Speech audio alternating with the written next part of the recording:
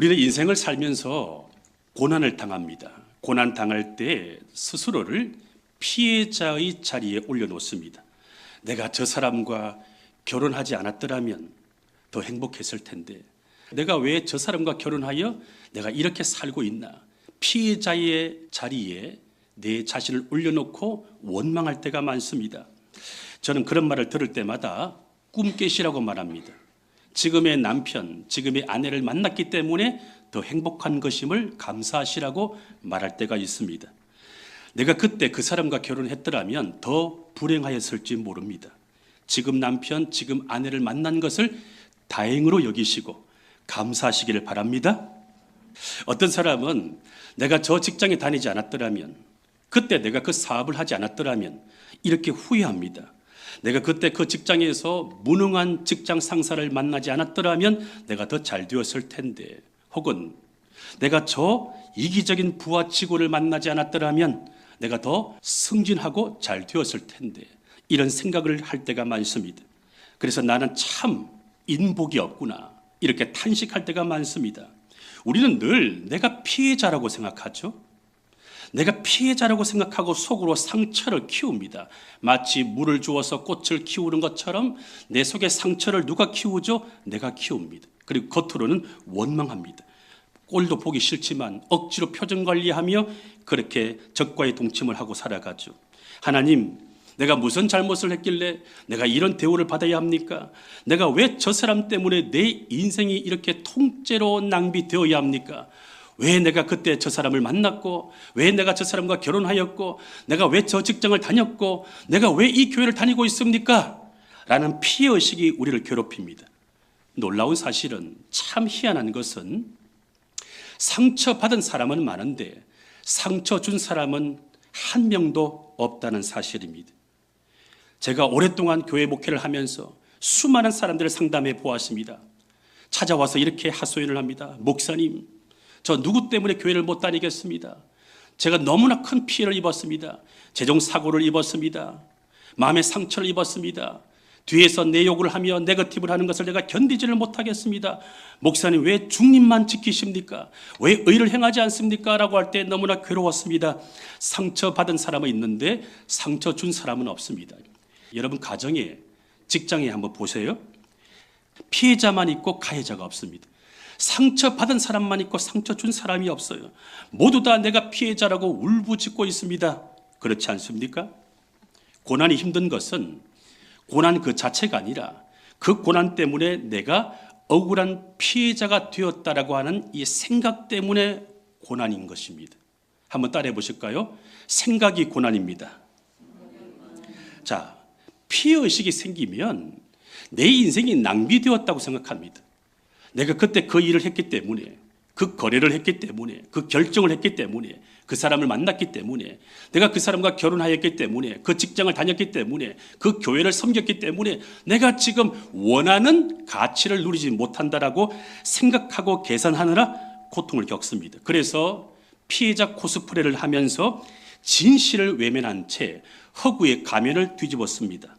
자, 피해의식이 생기면 사람들은 나에게 상처 준 사람을 원망하고 미워합니다. 그리고 심지어 입으로 저주할 때도 있습니다.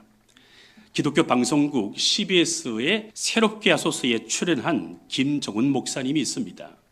이분 목사님은 부인이 골수암에 걸려서 아내를 위해 투병을 도와주고 간호하느라 목회를 멈추게 되었고 15년 동안 목회를 중단하게 된 무임 목사입니다. 결국 사모님은 암으로 돌아가셨고 고통 가운데, 절망 가운데 성경을 통하여 위로를 얻고, 그리고 그것이 책으로 나왔고 방송에 출연하게 되었는데, 최근에 쓴 책이 있습니다. 낭비되는 고난은 없다. 이 책에 보면 핵심이 나와요. 성도의 삶에 의미 없는 고난은 없다는 거예요. 내가 흘리는 눈물, 의미 없는 눈물은 하나도 없다. 그래서 모든 고난은 유익하다고 말하는데, 이분이 깊은 고난 가운데 성경을 파고 연구하다가 놀라운 것을 깨달았습니다. 그것은 뭐냐면, 우리는 많은 교회에서 달란트 비유를 할 때 달란트는 하나님이 나에게 주신 재물, 재능으로만 해석합니다. 하나님이 나에게 이만큼의 재물을 주셨습니다. 이만큼의 은사와 재능을 주셨습니다. 이런 달란트 비유에 한 가지만 해석을 하고 있는데 원어를 파고 들어가 보니까 달란트는 그 뜻만 있는 것이 아니라 하나님이 각자에게 사명, 십자가를 주시는데 그 사명과 십자가를 이루기 위해서 겪게 되는 고난도 달란트라는 거예요.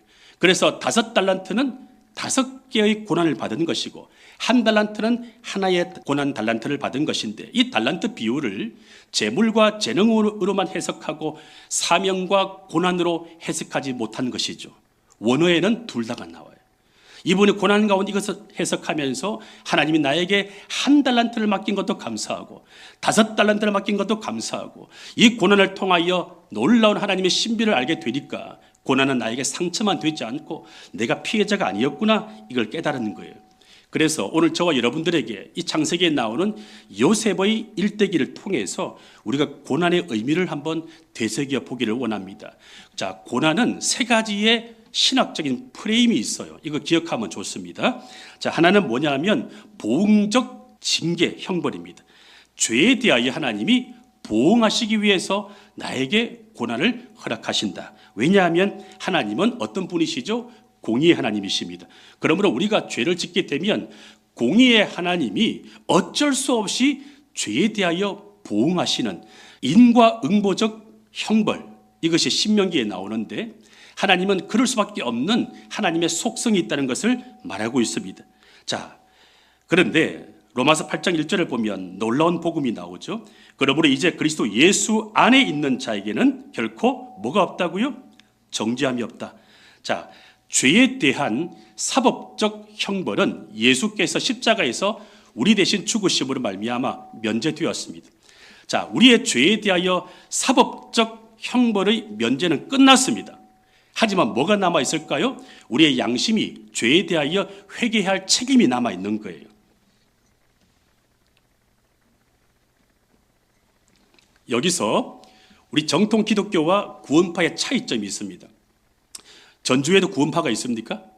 구원파가 왜 이단이죠? 왜 이단이죠, 구원파가?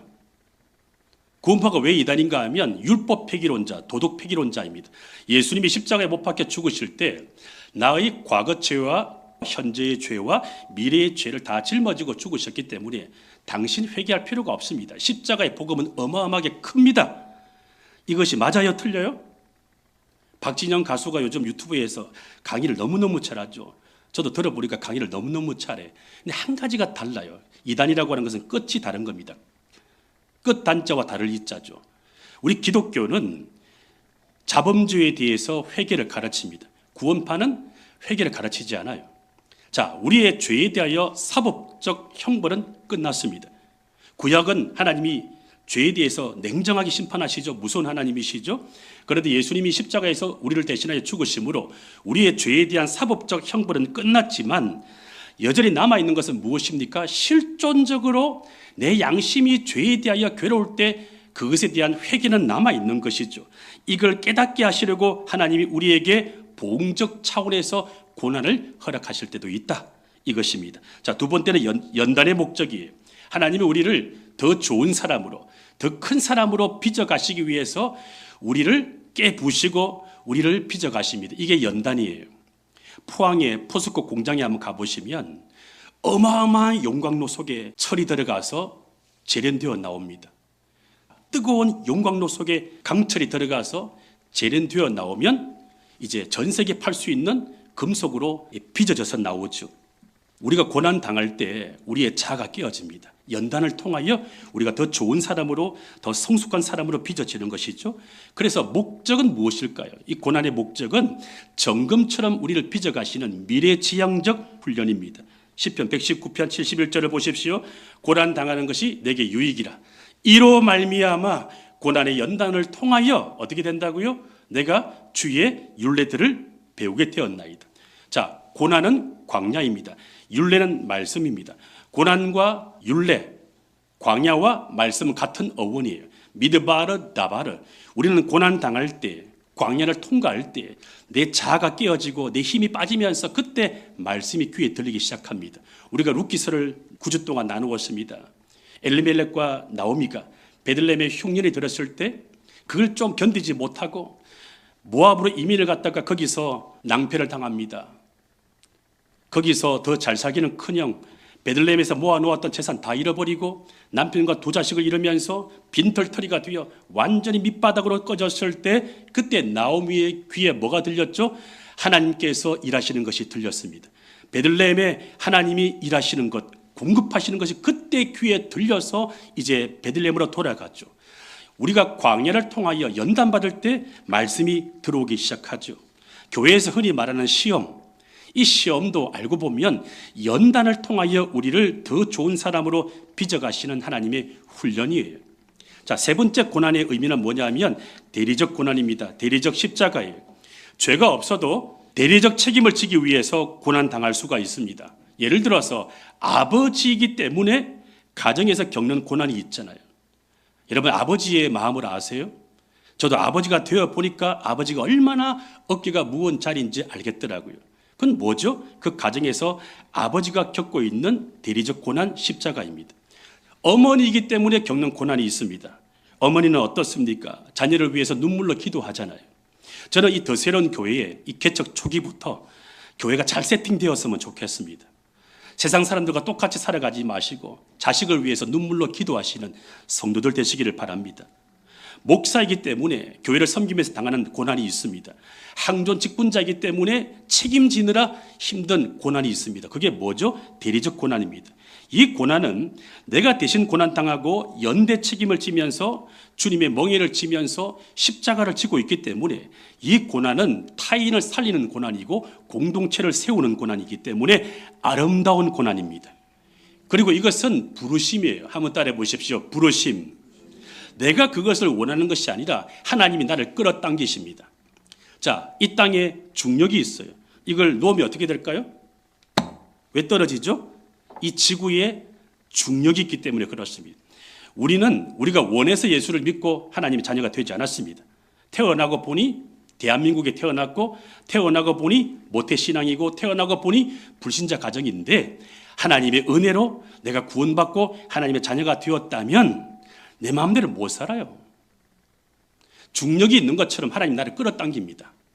끌어당겨서 내가 원하지 않는 십자가 구레네 시몬처럼 억지로 지게 만들어요. 그래서 깊은 신앙생활을 하면 하나님은 지독한 하나님이심을 깨닫게 되죠. 정말 하나님은 지독하십니다. 이런 말 해도 괜찮죠? 제가 만난 하나님은 그런 하나님이에요. 양보를 하지 않습니다. 끝까지 내가 굴복할 때까지 하나님이 집요하게 끌어당기십니다. 이런 비유가 있어요. 영국에서 배를 타고 대서양을 건너가는데 어두운 밤에 갑자기 상대방의 불빛이 보이기 시작합니다. 여기는 영국 여왕이 탄 배다. 비켜라 했는데 아무리 확성기를 대고 비켜라고 해도 상대방의 불빛이 사라지지 않고 계속 그 자리에 있는 거예요. 배는 점점 앞으로 나아갑니다. 나중에 어떻게 될까요? 충돌할 수가 있잖아요. 여기는 영국 여왕이 탄 배다. 비키십시오. 안 비켜요. 점점 가까이 가보니까 상대방은 배가 아니라 등대였습니다. 등대가 비킬 수 있을까요? 등대는 비키지 못합니다. 여왕이 탄 배라 할지라도 그 배가 비켜가야 됩니다. 하나님은 이 우주를 만드시고 역사를 주관하시는 분이시기 때문에 때로는 내 뜻대로 조정되지 않을 때가 있습니다. 그때 우리는 고난을 겪어요. 그 고난을 겪을 때 하나님을 꺾으려고 하지 마시고 야곱처럼 씨름하다가 내 환도뼈가 부러지고 내 힘이 빠지는 가운데 내가 하나님 앞에 굴복당하는 그러한 깨어짐이 은혜임을 기억하시기를 바랍니다. 이것으로 하나님이 우리를 부르시는 거예요. 베드로가 이것을 깨닫고 고백합니다. 한번 읽어보십시오. 베드로전서 2장 21절 큰 소리로 읽어봅니다. 시작.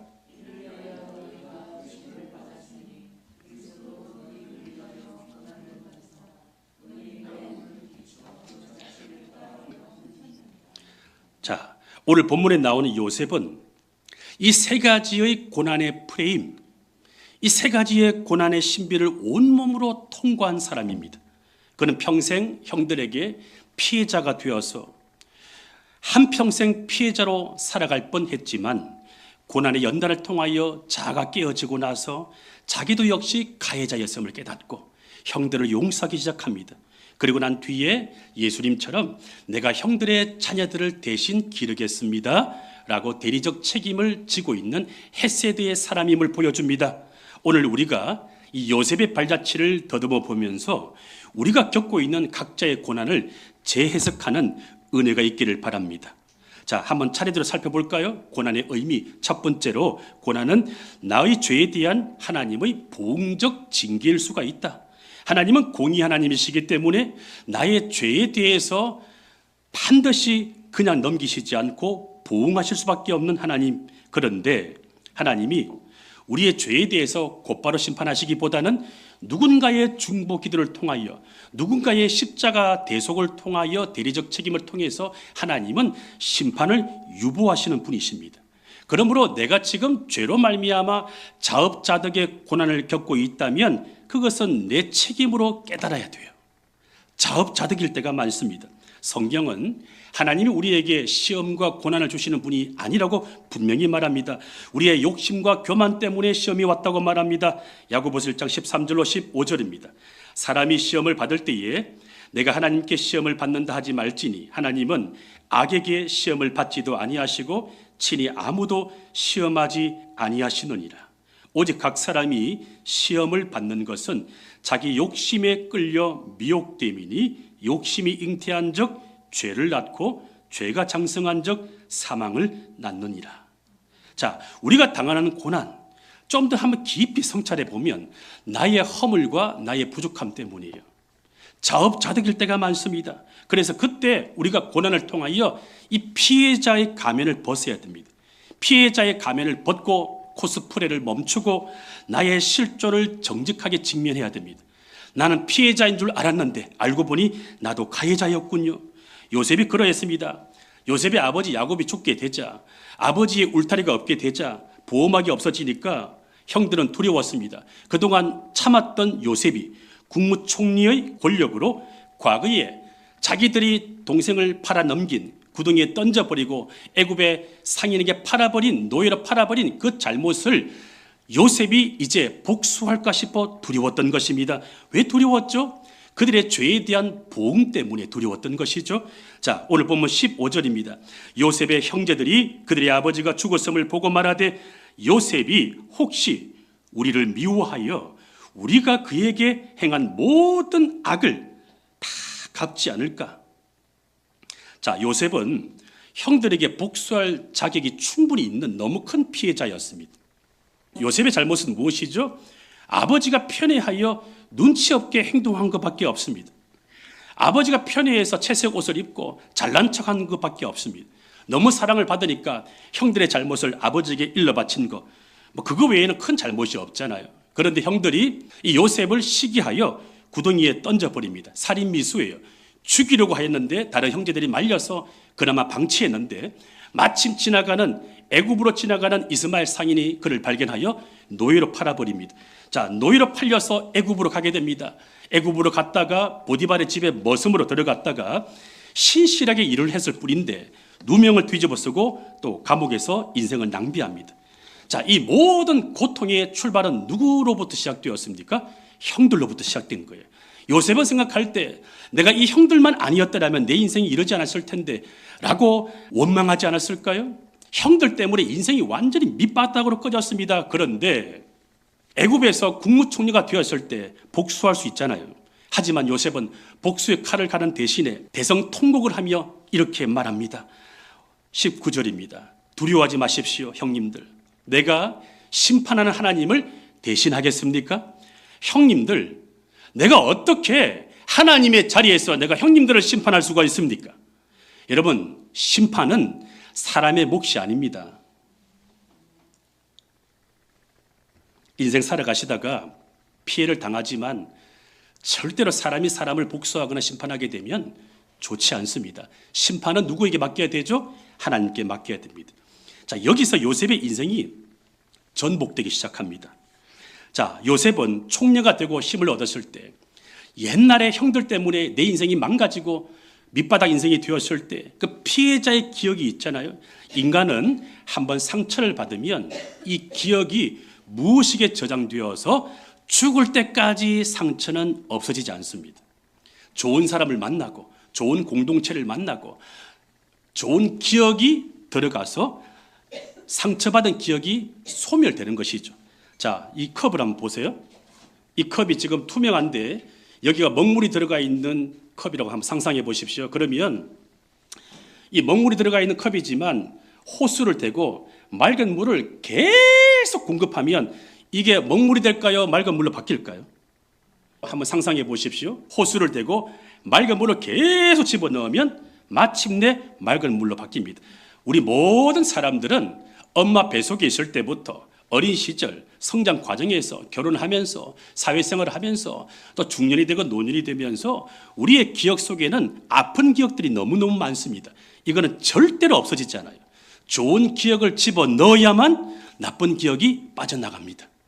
이 더 새로운 교회가 작은 공동체지만 여러분의 나쁜 기억은 소멸되고 좋은 기억들이 입력될 수 있기를 주 이름으로 축원합니다. 자, 요셉은 지금 형들의 잘못을 기억하고 있었기 때문에 형들을 한번 테스트를 해보고 싶었던 거예요. 옛날에 형들이 나를 죽이려고 구덩이에 던졌는데 지금도 동생을 그렇게 나 몰라라 할까 싶어서 확인하고 싶었던 거예요. 그래서 같은 어머니 라헬에게서 태어난 친동생 누구죠? 베냐민이죠. 피는 물보다 진하다고. 이 당시는 일부 다처제였는데 이복 형제들보다는 같은 엄마에서 태어난 자기 동생 베냐민을 선정해서 몰래 곡식 자루에 은잔을 집어넣고 형들을 모두 다 도둑으로 몰았습니다. 자, 요셉은 이 테스트를 한 이유가 뭐냐면 지금 베냐민이 위기에 처했을 때 옛날에 자기를 팔아 넘긴 것처럼 나 몰라라 할까 싶어서 이제 세월이 지나고 난 뒤에 한번 따라해 보십시오. 세월이 지나고 난 뒤에 자기를 돌아보면서 이제는 형제애가 있는지를 확인하고 싶었던 거예요. 이런 숨막히는 심판대 위에서 유다가 뭐라고 말합니까? 베냐민을 대신해서 내가 감옥에 들어가겠습니다. 또 늙은 아버지를 위해서 내가 목숨을 바치겠습니다. 이렇게 형제애 책임지는 모습을 보면서 요셉이 통곡하게 됐죠. 가슴이 무너져 내립니다. 세월이 흐르면서 형들이 좀 바뀌었구나. 아버지 편애 속에서 누렸던 특권이 형들에게는 그때 당시에 너무 큰 상처였구나. 내가 입었던 채색 옷이 형들에게는 가시였구나. 나는 그것도 모르고 아버지에게 형들의 잘못을 일러 바쳤구나. 이걸 깨달았죠. 형들에게 미움을 받아 구덩이에 던져졌고 지나가는 상인에게 우연히 발견되어서 노예로 팔리고 그래서 애굽으로 가서 보디발의 집에 머슴으로 살다가 누명을 뒤집어 쓰고 이국 땅에서 감옥살이 하게 되는 이 모든 비참한 인생을 겪었지만 그래서 내가 피해자인 줄 알았는데 알고 보니 나도 가해자였군요. 상처받았다는 이유로 형들을 벼랑 끝으로 몰고 갔던 나의 지나온 모습 돌이키면서 지금 베냐민의 이런 모습과 다른 형제들의 이런 모습을 보면서 책임지는 모습을 보면서 요셉은 가슴이 무너졌습니다. 이것이 바로 우리 성도가 고난과 상처를 대하는 태도입니다. 내가 피해자라고 생각하게 되면 집안의 갈등은 해결되지 않습니다. 교회의 갈등은 해결되지 않습니다. 대한민국의 갈등도 마찬가지죠. 나도 가해자였음을 깨달을 때 더 이상 고난은 고난이 아닌 것입니다. 나도 피해자이자 동시에 가해자였음을 깨달을 때 죄에 대한 보응은 끝나고 연단으로 이어집니다. 자, 기억을 위해서 한번 따라해 보십시오. 나도 가해자였음을 깨달을 때 나의 죄에 대한 보응은 끝나고 연단으로 이어집니다. 하나님은 고난을 거울로 삼아서 내 안에 가해자의 모습을 보게 하십니다. 여러분 직장에 힘든 사람이 있어요? 없어요? 여러분 가정과 집안에 내가 불편한 사람이 있습니까? 없습니까? 이 교회 안에 있어요? 없어요? 다 있으시죠. 그때 우리는 상대방의 허물과 단점을 콕 집어서 그것을 설명하고 설득하기 바쁩니다. 내가 정말로 싫어하는 사람이 있을 때 미움이 올라와요. 꼴도 보기 싫어요. 그때 여러분 기억하십시오. 조금만 더 인내하면서 내 마음을 성찰해 보면 그 사람 안에 있는 나쁜 모습, 보기 싫은 모습이 내 모습이에요. 이거 빨리 깨달으셔야 됩니다. 직장 안에, 교회 안에, 가정 안에 정말로 보기 싫은 사람 모습이 있을 때 헤세드의 마음을 가지고 하나님, 저 모습이 내 모습이군요. 하나님이 그 사람을 통하여 거울로 나를 비추어 주는 거예요. 너만 피해자가 아니라 너도 가해자야. 너 그 사람한테 피해받은 것만 코스프레 하지 마. 너도 그 사람에게 혹은 다른 제3자에게 너도 가해자였어. 이거를 우리에게 깨닫게 하시려고 하나님이 관계의 어려움을 허락하시는 것입니다. 어느 시골 교회에 어떤 권사님이 목사님한테 와서 통곡합니다. 목사님, 우리 남편은 왼수입니다. 내가 왼수라서 못 살겠습니다. 내가 저 사람 만나서 내 인생이 통째로 낭비가 되었습니다. 목사님이 이렇게 말합니다. 권사님, 성경은 원수를 사랑하라고 했으니까 우리 한번 기도해 봅시다. 그랬더니 이 권사님이 하는 말이, 목사님, 아무리 그래도 그렇지 원수를 사랑하라고 했지 왼수를 사랑하라고 했습니까? 내 남편은 원수가 아니고 왼수입니다. 원수와 왼수는 격이 다릅니다.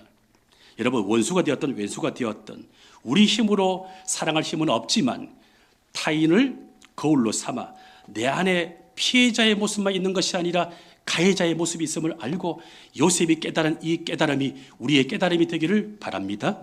자, 두 번째로 고난은 어떤 목적이 있다고요? 연단의 목적이 있습니다. 하나님이 나를 더 큰 사람으로, 더 좋은 사람으로 빚어가시려고 고난을 사용하십니다. 한번 따라해 보십시오. 더 좋은 사람, 더 큰 사람. 이것은 나의 의도보다 하나님의 의도입니다. 나는 큰 사람 되고 싶지 않습니다. 나는 더 좋은 사람 되고 싶지도 않아요. 그냥 이대로가 좋습니다. 하지만 중력이 끌어당기는 것처럼 하나님의 열심히 나를 끌어당깁니다. 아니야, 나는 너를 선택했어. 너가 더 좋은 사람, 더 큰 사람 되기를 원하여 내가 너에게 고난을 통하여 비싼 수업료를 내게 만들었다라고 말씀하시면서 우리를 고난으로 초대하십니다. 자, 요셉은 자신도 가해자였음을 깨닫고 난 뒤에 이제 고난의 두 번째 프레임인 연단의 목적으로 자기 인생을 재해석합니다. 자, 오늘 본문 20절 너무 중요한 말씀인데요. 같이 한번 읽어볼까요? 시작. 당신들은 나를 해하려 하였으나 하나님은 그것을 선으로 바꾸사.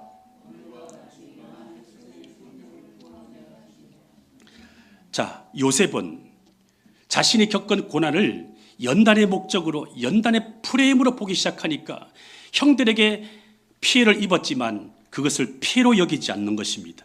하나님은 그것을 선으로 바꾸셨다. 요셉이 몇 년 동안 연단을 받았죠? 13년 동안 연단을 받았습니다. 형들에게 미움을 받아 구덩이에 던져졌고 지나가는 이스마엘 상인들에게 우연히 발견되어 노예로 팔렸고 그 후에 보디발의 집에서 머슴으로 살다가 감옥에서 2년 동안 고통을 겪는 이 여정이 낭비였습니까? 아니죠. 애굽의 국무총리가 되기 위한 2년 동안의 대학원 수업이었습니다. 그릇으로 빚어지기 위한 과정이었습니다. 만약에 이런 고난이 없었다면 요셉은 아버지의 편애를 합리화하며 채색 옷을 입으며 자랑하지 않았을까요? 아나무인격으로 방자하고 교만하여 일평생 형들에게 상처 준 것도 모르고 살았을 것입니다. 사람들은 내가 남들에게 상처 준 것을 인지하지 못합니다. 이게 정상이에요. 하나님의 사랑이 들어오고 헤세드의 마음이 들어올 때 나도 가해자였구나, 이걸 깨닫게 되는 것이지, 정상적인 사람은 내가 상대방한테 피해받은 것만 생각하지 피해를 준 것을 생각할 수가 없는 것이 우리 인간입니다. 요셉이 13년 동안 연단을 받고 난 뒤에 요셉 안에 내재된 피해자의 독소가 빠져나갔습니다. 자기 의가 다 사라졌습니다. 자기 의가 없으니까 판단을 멈추게 됐죠. 불쌍히 여기는 마음이 나타나게 된 것입니다. 여러분, 우리는 고난을 통하여 연단을 받지 않으면 내가 내 인생의 주인 되어버립니다. 내 생각과 내 감정의 주인이 내가 되어버립니다. 여러분 기억하십시오. 내 생각의 주인은 내가 아닙니다. 내 감정의 주인도 내가 아닙니다. 내 의지 믿을 수가 없습니다. 내 의지를 어떻게 믿어요? 그래서 우리가 말을 조심해야 되죠. 내 말에 대한 책임을 내가 지키지 못하기 때문에 생각과 감정과 의지가 내 머리에서 출발하지만 그것이 내 책임이 될 수가 없습니다. 그래서 사람들은 자기 말대로 못 살아요. 자기 결정대로 못 삽니다. 자기의 감정을 자기가 이기지를 못합니다. 내 마음의 주인은 주님이심을 믿고 입으로 선포해야 됩니다. 그때 우리는 나에게 상처 준 사람을 향하여 돌을 던지지 않게 되고 분노를 멈추게 됩니다. 현장에서 가늠하다가 잡혀온 불쌍한 여인에게 돌을 던지려고 했던 그 군중들을 향하여 예수님이 뭐라고 말씀하십니까? 너희 중에 죄 없는 자가 돌로 치라고 말씀하시죠. 자, 죄 없는 자가 있어요? 아무도 없습니다. 예수님이 이렇게 말씀하시면서 이 여인을 살려주시고 그때 양심의 가책을 느낀 사람들, 돌을 든 사람들이 다 떠나갔습니다. 여러분, 고난을 통하여 우리가 연단을 받으면 내 손에 있는 비난과 정죄의 돌을 내려놓게 됩니다. 요셉은 연단을 통하여 눈이 열리자 모든 것이 합력하여 선을 이루시는 하나님의 섭리를 본 것이죠. 하나님의 마스터 플랜을 본 것입니다. 구속사의 드라마를 보게 된 것입니다. 형들을 나를 죽이려고 나를 미워해서 구덩이에 던졌지만 마침 지나가는 상인이 나를 발견하여 나를 노예로 팔았는데 그 때문에 내가 애굽으로 가게 되었고, 그리고 그렇게라도 해서 내가 애굽으로 가지 않았습니까? 그리고 보디발의 집에 들어가서 내가 성실하게 일을 한 것밖에 없는데 누명을 뒤집어 쓰고 애굽의 감옥살이를 하게 되었지만 거기서 그 감옥 안에서 정치범들 만나서 2년 동안 소통하면서 애굽의 정치에 대한 실무를 다 익힌 것입니다. 그리고 난 뒤에 요셉은 꿈을 해석하는 신비한 능력이 있었고 꿈 해몽을 통하여 요셉은 세상 말로 졸지에 한순간에 국무총리가 되는 그런 놀라운 반전을 맞이하게 되었습니다.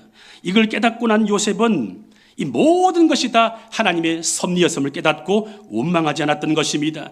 이 눈이 열릴 때에 미움과 원망의 쇠사슬을 끊어낼 수가 있습니다.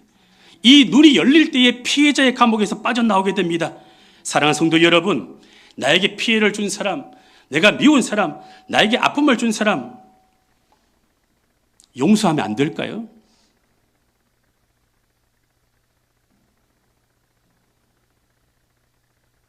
용서하면 안 될까요?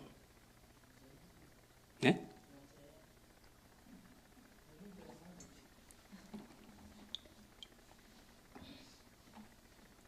내가 심판하지 않고 하나님 심판하시도록 내버려 두시면 안 될까요?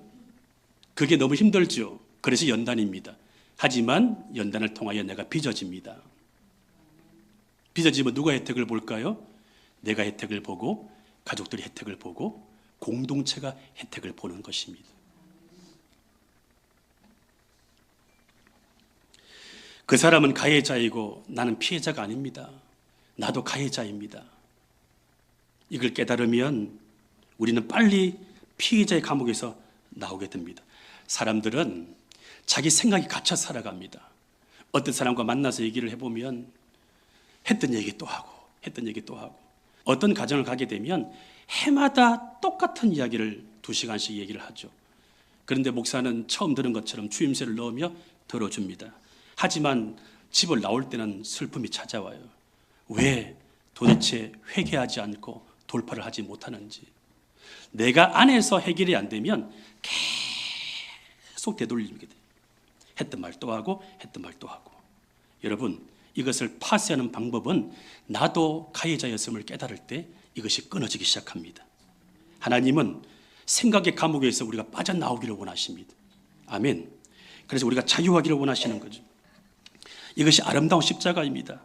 이걸 깨닫고 저와 여러분들이 늘 연단을 통해서 하나님 바라보는 눈을 가지고 내 주변의 아픈 사람들에게 위로해 주는 좋은 성도 될 수 있기를 바랍니다. 자, 세 번째 고난은 대리적 십자가입니다. 대리적 책임을 질 때가 있어요. 이 고난이 제일 힘들고 고통스럽습니다.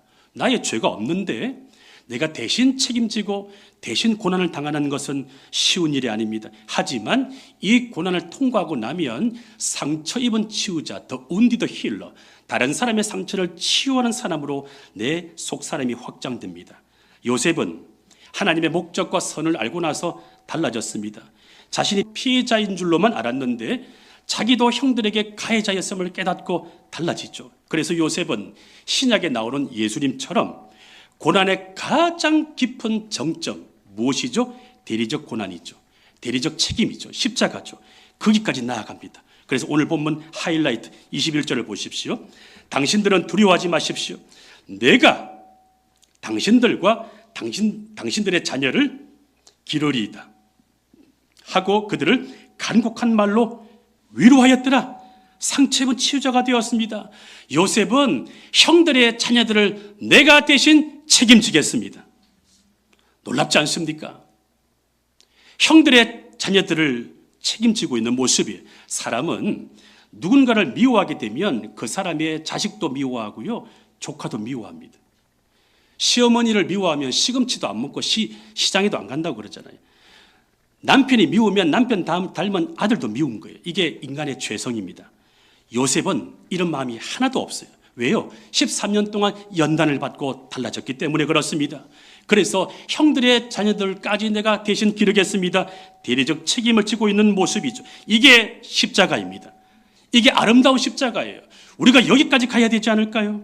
이 십자가는 죄로 인한 연단도 아니고 죄로 인한 보응도 아니고 하나님께서 우리를 부르신 초대장입니다. 그래서 바울은 성도가 겪는 십자가의 고난, 피할 수 있으면 피하면 좋겠지만 피할 수 없다면 그리스도의 남은 고난이라고 해석합니다. 골로새서 1장 24절 보십시오. 나는 이제 너희를 위하여 받는 괴로움, 대리적 고난, 십자가를 기뻐하고 그리스도의 남은 고난을 그의 몸된 교회를 위하여 내 육체에 채우노라. 사랑하는 성도 여러분, 주님의 몸된 교회를 세우기 위해 그리스도의 남은 고난에 동참해 보시겠습니까?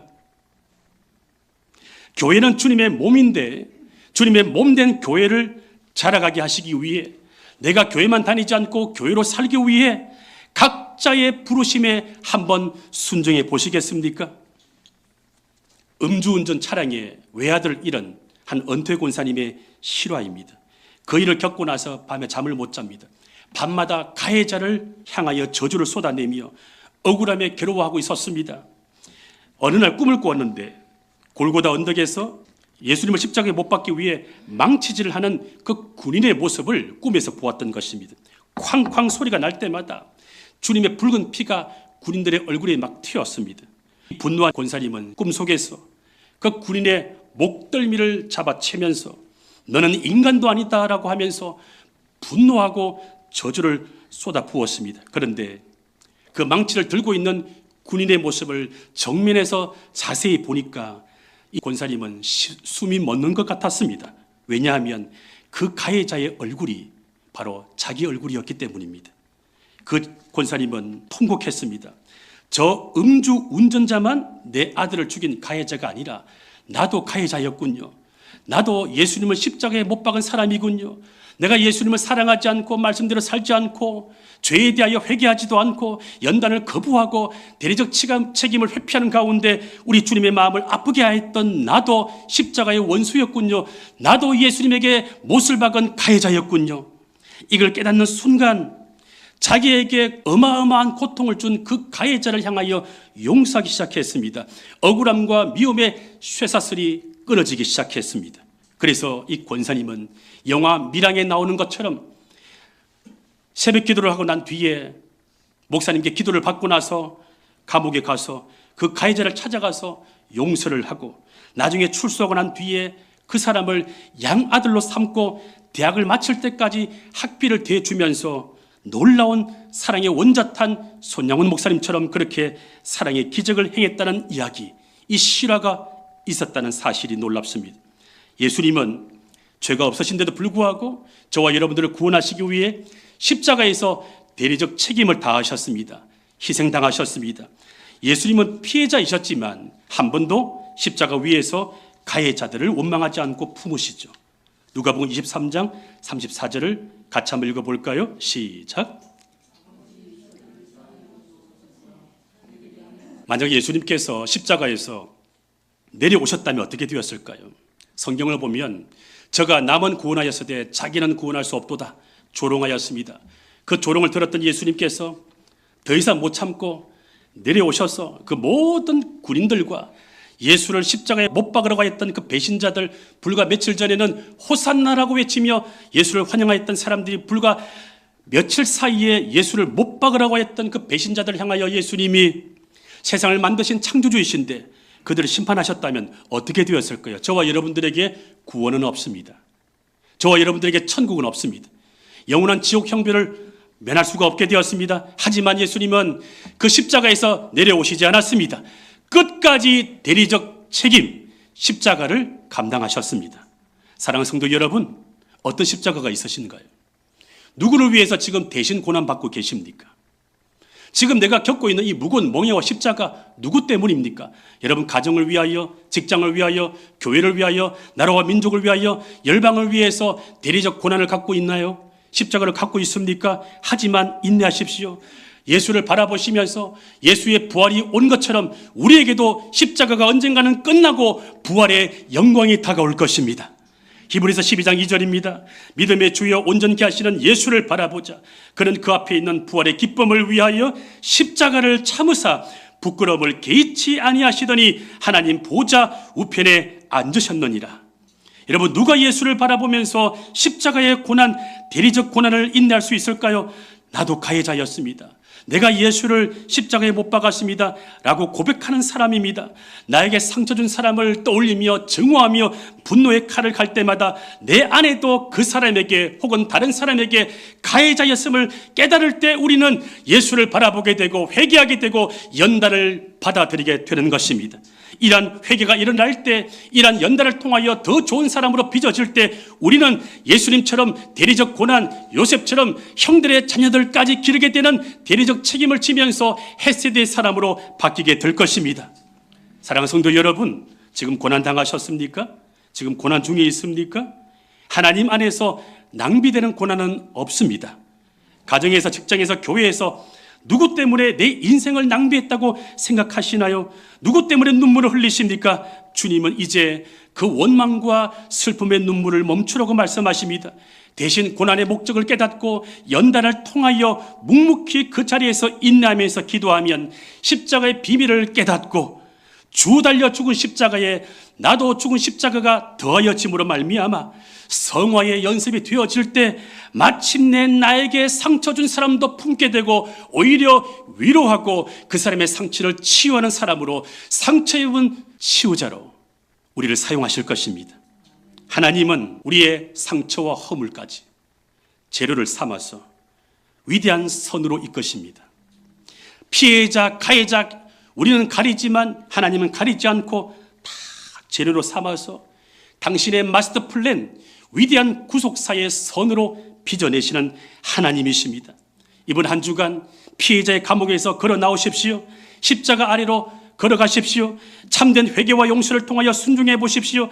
그리하여 요셉처럼 연단을 받아 더 큰 사람, 더 좋은 사람으로 빚어지셔서 요셉처럼 예수처럼 대리적 고난, 대리적 책임, 대속적 십자가의 삶으로까지 나아가는 저와 여러분 될 수 있기를 주의 이름으로 축원합니다.